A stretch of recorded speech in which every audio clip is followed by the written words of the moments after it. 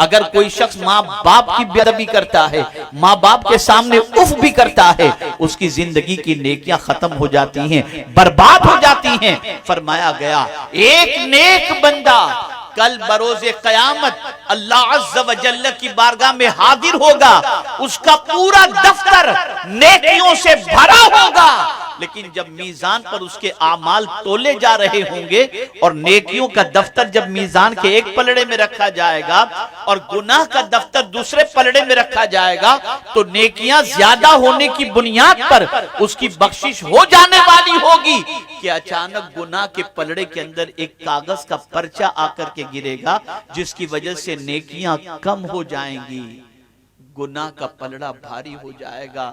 رب فرمائے گا فرشتوں لے جاؤ اسے جہنم میں ڈال دو۔ وہ بندہ پریشان ہو کر عرض کرے گا مولا اس پرچے میں کیا ہے؟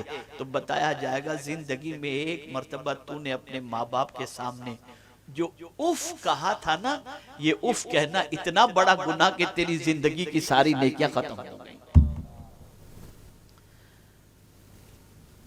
آپ ذرا سوچو،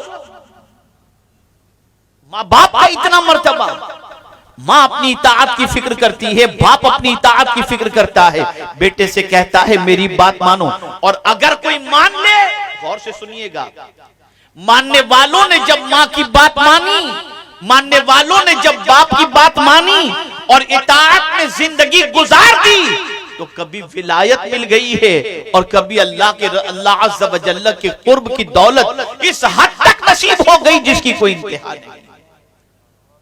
ماں کی بات ماننے پر، باپ کی بات ماننے پر، ماں کی اطاعت کرنے پر، باپ کی اطاعت کرنے پر اللہ اتنا اونچا اجر عطا فرماتا ہے۔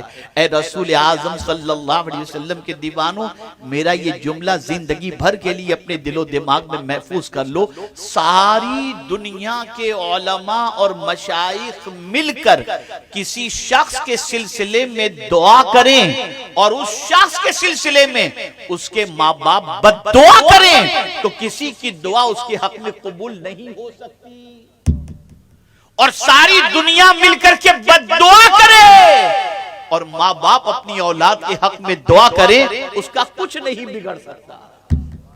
یہ ماں باپ کا مرتبہ۔